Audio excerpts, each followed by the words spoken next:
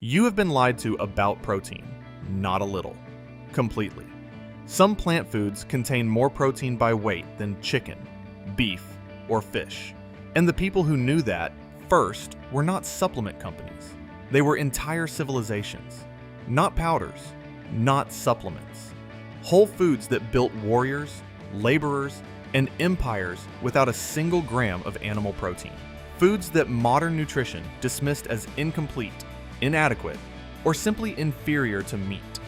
That dismissal was not based on science. It was based on marketing. Today, we are counting down 20 of them. And by the time we reach number 1, the modern protein conversation starts to look very different. You do not need all 20. But once you see how civilizations actually fed themselves, the idea that protein requires meat becomes difficult to defend. Stick around. And number 4 was powerful enough to feed the Roman army across 3 continents. And number 1 is not a single food. It is a system that breaks the modern protein narrative completely. Let's get into it.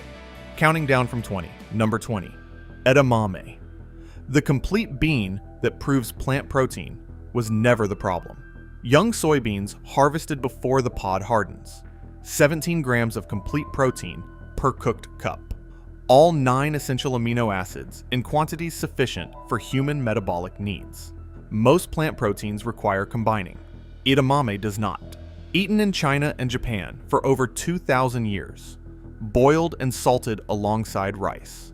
The combination covers every essential amino acid. 2 foods, complete nutrition. 2,000 years before Western food science had a framework to explain why it worked. Edamame was sidelined when soybeans were reclassified as an industrial crop. The whole bean was left behind when the extraction industry took over. Number 19, black beans. Black beans were not a side dish. They were 1/3 of a complete protein system that fed Mesoamerican civilization for 7,000 years. 15 grams of protein per cooked cup alongside anthocyanins, rivaling blueberries, substantial fiber, and resistant starch.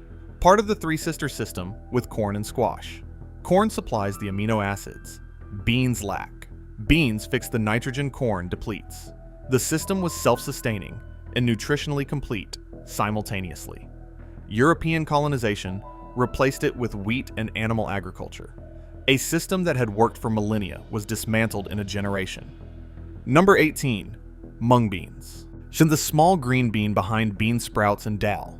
24 grams of protein per 100 grams dry. But here is what makes mung beans different. When they sprout, protein digestibility increases by roughly 30%. Enzyme inhibitors break down. Vitamin C appears within 48 hours. The living sprout is nutritionally distinct from the dry bean in ways no processing can replicate. The Ayurvedic tradition documented mung beans as the most digestible legume over 2,000 years ago. Modern digestibility research has confirmed exactly that. A legume that sprouts into a different food entirely, tripling its digestibility from nothing but water and time. Number 17, pumpkin seeds. 30 grams of protein per 100 grams, more than chicken breast by weight. Alongside the highest zinc concentration of any plant food and significant magnesium that most Western diets are chronically deficient in. Pumpkin seeds were a dietary staple of Aztec, Maya, and Incan civilizations, documented as both food and medicine. Seeds were ground into protein-rich paste alongside corn and beans. Not a snack, a foundation. Zinc is essential for immune function, wound healing, testosterone production, and cellular repair. A handful provides the recommended daily allowance more reliably than most meat sources. The Aztec Empire knew this. They did not call it zinc, they called it medicine. They were right about the function. Number 16, nutritional yeast. 50 grams of complete protein per 100 grams. More than any meat, fish, or egg product. From a deactivated yeast grown on molasses, harvested and dried into golden flakes. Used extensively during the Second World War because it delivered complete protein at minimal cost with no refrigeration. Military nutritionists documented its effectiveness at maintaining muscle mass in populations with no access to meat. When the war ended and meat became available again, nutritional yeast was quietly filed away as a specialty product. dense in B vitamins, naturally rich in umami, and absurdly protein heavy. For something sold in flakes, the wartime protein that kept populations fed and was forgotten the moment steak became affordable. Number 15. Hemp seeds. 31 grams of complete protein per 100 grams. More protein by weight than beef, chicken, or eggs. More omega-3 fatty acids than almost any other seed. Consumed across China, India, and in Central Asia for thousands of years. Chinese pharmacopoeia records over 2,000 years old document hemp seed as a nutritional staple. Ground into meal, pressed into oil, eaten whole across Silk Road communities where portable, high-protein nutrition meant the difference between surviving the journey and not. The protein profile is remarkably similar to human blood protein, making it one of the most bioavailable plant proteins identified. It contains edestin, a globulin protein found almost exclusively in hemp, structurally similar to proteins in human blood. The body appears to handle it with unusual efficiency compared with many other plant proteins. Hemp seeds were made functionally illegal when cannabis prohibition laws failed to distinguish between the psychoactive flower and the nutritionally extraordinary seed. The seed contains no psychoactive compounds whatsoever. Zero. The law did not care. An entire category of human nutrition was removed from Western diets by a piece of legislation that could not tell the difference between a drug and a food. This is not a health food. This is survival nutrition. Number 14. Hemp tofu. The high-altitude protein food that solved a problem meat could not. Made from hemp seeds, the same way traditional tofu is made from soybeans. 20 grams of protein per 100 grams, alongside omega-3 and omega-6 fatty acids, in the ratio researchers identify as optimal for reducing systemic inflammation. Himalayan and Central Asian communities developed this food where animal agriculture was logistically difficult. High altitude, harsh climate, limited grazing land. They needed protein from what grew locally. And hemp grew in poor soil, at altitude, in cold. The food was developed out of necessity and turned out to be nutritionally superior to many of the animal products it replaced. In places where meat was difficult, this solved the protein problem cleanly. That pattern shows up repeatedly in the history of plant protein. Number 13. Lentils. The protein source that has been feeding civilization since before anyone thought to count grams. 18 grams of protein per cooked cup. Iron equivalent to red meat. The highest soluble fiber of any legume. A complete B vitamin profile. And a cooking time shorter than most grains. Lentils appear in the archaeological record of the Fertile Crescent dating back 8,000 years, one of the earliest cultivated crops in human history. Before wheat was widely grown, before rice paddies existed, the lentils were already feeding people. They fed the builders of ancient Egypt, the armies of Persia, and the peasant farmers of medieval Europe. For much of human history, lentils were not an alternative to meat. They were the primary protein. Meat was the luxury. Lentils were the foundation. Lentil protein becomes complete when eaten with any grain. Every traditional culture understood this intuitively. Dal with rice in India, mujadara with bulgur in the Middle East, lentil soup with bread across medieval Europe. The pairing was universal because it worked. Nobody needed a nutritionist to explain complementary amino acids. They just ate what their grandmothers ate. Lentils were sidelined when meat became cheap enough to dominate the protein category. A food that had been building bodies for 8,000 years was reclassified as a side dish. Number 12. Chickpeas. The food that built the Mediterranean world.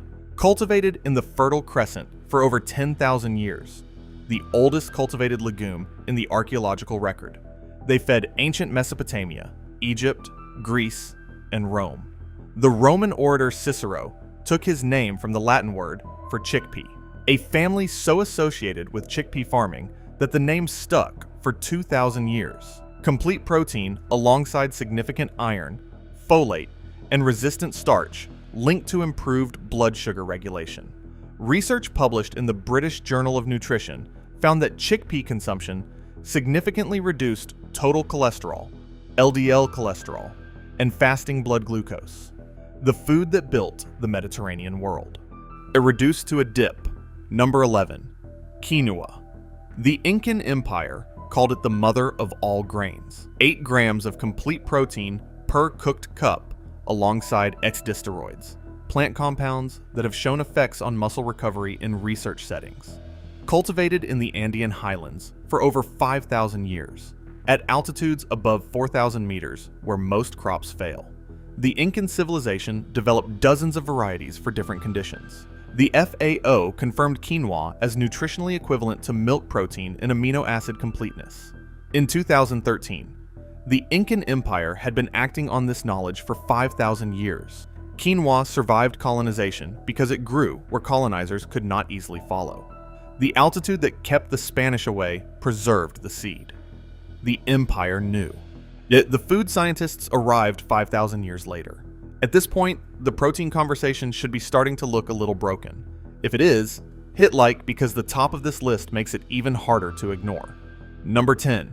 Whole dried peas. Not the isolated powder. The whole dried pea eaten across Europe and Asia for over 8,000 years.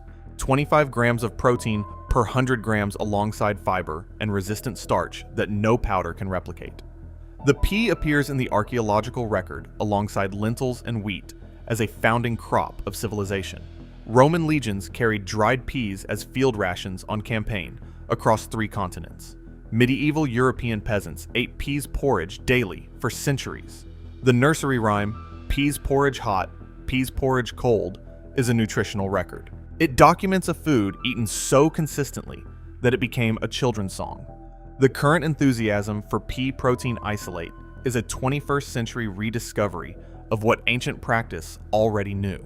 The difference is that the whole pea delivers protein alongside fiber, resistant starch, and phytonutrients that the powder removes. Research comparing whole food legume consumption to isolated protein consistently finds superior metabolic outcomes from the whole food. The processing removes the context. The context is what makes it work. Whole peas disappeared when the food industry divided them into fiber, starch, and protein products. 3 products, 3 price points, each costing more separately than the whole pea, which was more nutritious than all 3 combined. Think of it as the Roman field ration that the food industry disassembled and sold back to you in 3 different packages. Number 9. Lupini beans. 40 grams of protein per 100 grams dry weight. More than any other legume. More than most cuts of meat. From a bright yellow bean sold in brine at Italian delis and barely known outside the Mediterranean. Roman street vendors sold them to the working population for almost nothing. Greek Olympic athletes consumed them during training as a performance food that built muscle without the cost of meat. For 1,000 years across the Mediterranean, lupini beans were what working people ate to build and maintain their bodies. They also contain prebiotic fibers that selectively feed lactobacillus and bifidobacterium species in the gut. Muscle building and gut health from the same source. No supplement stack offers that combination at this price point. Lupini beans were dropped when the industrial legume trade standardized around soybeans and lentils. The preparation requires soaking and multiple water changes to remove alkaloids. That was inconvenient for factories. It takes about 10 minutes of actual effort in a kitchen. The difference between industrial inconvenience and culinary simplicity is the gap where good food disappears. Think of it as the bean that Roman street vendors sold for 1,000 years before the food industry decided it was too much trouble. Up to this point, we have been looking at individual foods. Now it starts getting more interesting. Number 8. Tempeh. The fermented whole soybean product that Indonesia has been eating for at least 300 years. 31 grams of protein per 100 grams. Bioavailability that no other soy product matches. Fermentation breaks down phytic acid, the anti-nutrient that blocks zinc, iron, and calcium absorption in raw soybeans. The result is protein at meat-level concentration with full mineral access. Everything the anti-soy arguments are based on. The enzyme inhibitors, the phytic acid, the mineral blocking, fermentation eliminates all of it. The fermented version and the unfermented version are nutritionally different foods. Judging fermented soy by the limitations of unfermented soy is like judging wine by the limitations of grape juice. Research published in the Journal of Agricultural and Food Chemistry found that fermentation increases vitamin B12 content significantly, one of the few plant foods where that claim holds up under scrutiny. B12 is the nutrient most commonly cited as impossible to obtain from plants. Tempeh quietly challenges that. Tempeh arrived in the West after tofu. The better product came second and never caught up. Tofu had the head start, the milder flavor, and the easier texture. Tempeh had the superior nutrition. Marketing won, as it usually does. Number 7. Natto. Fermented soybeans that smell aggressively enough to deter first-time encounters. 18 grams of complete protein per 100 grams, alongside the highest vitamin K. 2 concentration of any food on Earth. Originated in samurai field camps where boiled soybeans wrapped in rice straw fermented naturally. The Bacillus subtilis bacteria on the straw did the work. Nobody designed the process. The conditions created it, a military staple before it became a civilian one. That samurai carried it because it was portable, protein-dense, and did not spoil. The fermentation was the preservation. Natto kinase dissolves fibrin, the protein that forms blood clots. Research published in the journal Nutrition found that regular natto consumption significantly reduced cardiovascular risk markers, including fibrinogen levels and arterial stiffness. Vitamin K. 2 in these concentrations directs calcium into bones and away from arterial walls, addressing osteoporosis and arterial calcification simultaneously. From one food that most Western consumers will not touch. Everything natto provides is now sold separately in capsule form. Vitamin K, 2 supplements, natto kinase supplements, probiotic supplements, 3 products, 3 price points, 3 recurring purchases, or 1 serving of natto over rice for breakfast. The supplement industry thanks you for your preference. Think of it as the samurai field ration that smells like it is trying to prevent you from eating it, while doing more for your cardiovascular system than almost anything else on this list. Number 6. Amaranth. The grain that is not a grain. Technically, a seed.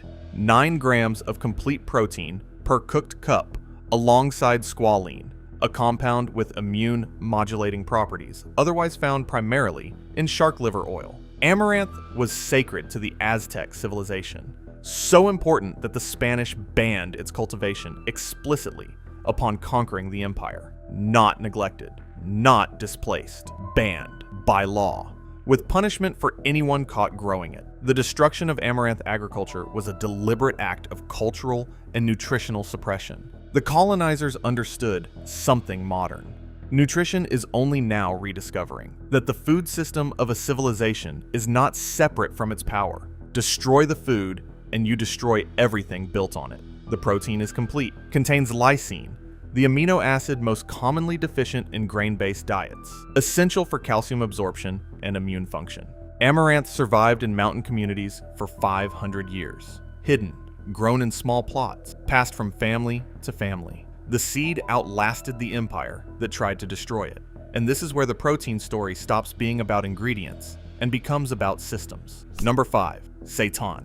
The protein monks ate for over 1,000 years that modern food technology is still trying to replicate, made by washing wheat flour dough until only the gluten network remains. Buddhist monasteries in China developed the technique during the 6th century. It spread across East Asian monastic networks as vegetarian monks needed protein dense enough to sustain physical labor, long meditation retreats, and the physical demands of monastic life in mountain communities with limited agricultural resources. The result is 75 grams of protein per 100 grams, the highest protein density of any traditionally prepared whole food after spirulina. No fat, minimal carbohydrate, pure protein structure, nothing else. Just the protein that wheat built to hold itself together, extracted and concentrated into something remarkably close to meat. The texture is so similar to meat that seitan-based dishes have been used as meat analogs across East Asian cuisine for over 14 centuries.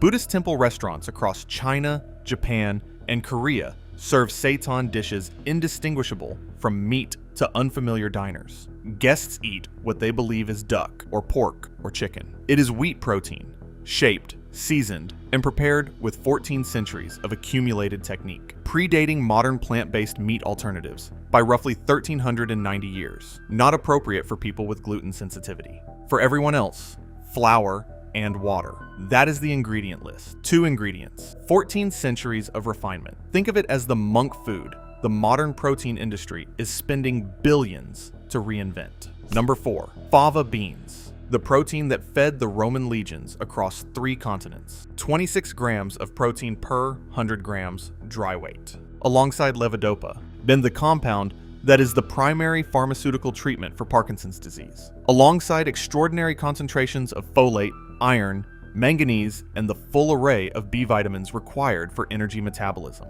Fava beans appear in the archaeological record over 10,000 years ago. They sustained ancient Egypt. They fueled the Roman army. Legionnaires carried dried fava beans on campaign, the same way modern soldiers carry ration packs. Except the fava beans also provided levodopa for neurological function, folate for cellular repair, and iron for oxygen transport. The ration pack provides calories. The fava bean provides a neurological support system. They appear in Greek myth, in medieval European records, in the agricultural foundations of civilizations spanning from North Africa to Northern Europe. For much of Western history, fava beans were not an alternative to meat. They were the protein crop, the default, the assumption. The amino acid profile, combined with the levodopa content and B vitamin spectrum, supports dopamine synthesis, neurological function, and muscle protein synthesis through 3 independent mechanisms simultaneously. No whey protein product delivers this combination. No supplement stack replicates it. The whole fava bean does it without processing, without manufacturing, and without a brand name. The oldest protein food in the Western world, replaced by options that were commercially convenient rather than nutritionally superior. Still available, still extraordinary, still largely ignored. Think of it as the ration that built Rome and never needed a protein label. Number 3, spirulina. 60 to 70 grams of complete protein per 100 grams. The highest protein concentration of any whole food on earth. Higher than beef at 26%. Higher than chicken. Higher than eggs. Higher than every animal product by a significant margin. And it is a blue-green algae. This is not just a protein source. This is one of the densest biological food substances humans have ever deliberately eaten. And almost nobody talks about it like food. The Aztecs harvested it from Lake Texcoco and sold blue-green cakes called tecuitlatl in the great market at Tlatelolco, alongside fish, as a primary protein source, not a supplement, not a health food curiosity, a staple food sold in the market next to everything else. Simultaneously, the Kanembu people around Lake Chad in Central Africa consumed it independently for centuries. Different continent, different culture, no contact between them. Same organism, same use, same result. 2 civilizations on opposite sides of the world discovered the same protein source independently. That is not coincidence. That is convergent nutritional intelligence. When 2 unconnected populations arrive at the same answer, the answer is usually correct. Spirulina also contains phycocyanin, a pigment protein complex with documented anti-inflammatory and antioxidant effects that has no equivalent in any animal protein source. The blue-green color is the compound. The color is the medicine. Every time you see that distinctive blue-green, you are looking at a protein-bound anti-inflammatory that no animal food provides. Spirulina was lost when the civilizations using it were conquered. The Aztec lakes were drained. The Kanembu were overlooked by a world that was not looking at Central African food traditions for nutritional guidance. It was rediscovered when 20th century researchers found the Kanembu still harvesting it from Lake Chad. The food science community then spent decades confirming what 2 ancient civilizations had already figured out. Think of it as the single densest natural protein food 2 civilizations discovered independently. Number 2, the protein logic. Modern nutrition forgot. This is the bridge between individual foods and the system that comes next. Fava beans deliver 26 grams of protein with levodopa, B vitamins, and iron. Spirulina delivers 65 to 70 grams of complete protein with phycocyanin and anti-inflammatory compounds. And together they create a protein profile that exceeds beef on amino acid completeness, mineral density, and anti-inflammatory capacity simultaneously. The difference between a supplement and a food system is that the system does work the supplement cannot account for. Fiber feeds bacteria. Phycocyanin reduces inflammation. Minerals arrive in matrices the body recognizes. The protein does not arrive alone. It arrives in a context that makes it more effective. Traditional protein cultures understood this instinctively. They combined. They did not isolate. And number 1, the Aztec protein system. This is where the entire protein conversation falls apart. The Aztec civilization did not rely on one food. They built a system. Spirulina harvested from Lake Texcoco, combined with amaranth grown across the valley. Spirulina provided the highest concentration, complete protein available from any natural source.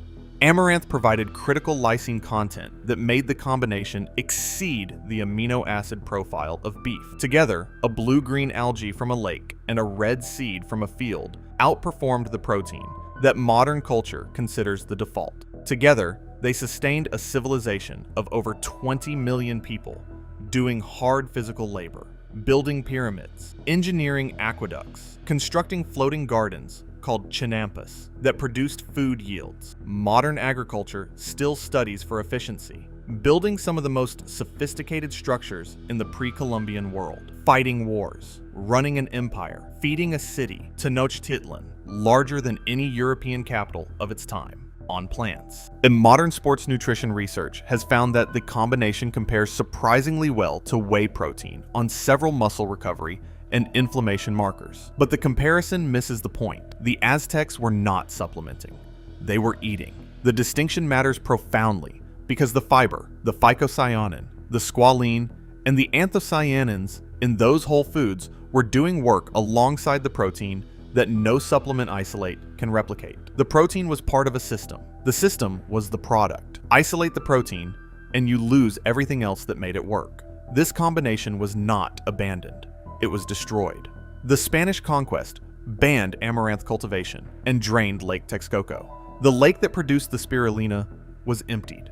The fields that grew the amaranth were outlawed. And the protein system that built an empire was dismantled not because it stopped working, because a conquering power needed to dismantle everything that made the conquered civilization function. That is not a nutrition story. That is a power story. And the fact that it is not taught in any Western nutrition course tells you everything about whose version of the protein conversation we have been hearing. 500 years later, both foods are available again. The system can be rebuilt. Spirulina is grown commercially worldwide.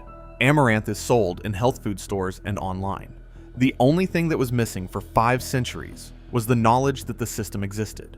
And now, you have it. 20 plant foods, hundreds of grams of complete protein, thousands of years of civilizations that never questioned whether plants could build bodies, because they were too busy proving it. The real lesson here is not that plants contain protein. Human beings settled that question thousands of years ago. The real lesson is that entire civilizations built strength, empires, and endurance on foods the modern world was taught to ignore. Not because the science was weak, because the marketing was stronger. If this changed how you think about protein, click the video on the left, because in that one, we look at the ancient crop systems that fed entire civilizations on a fraction of the land, water, and effort modern agriculture requires. Subscribe to Plantelligence, and I will see you there. Now go eat something that didn't need to be advertised to work.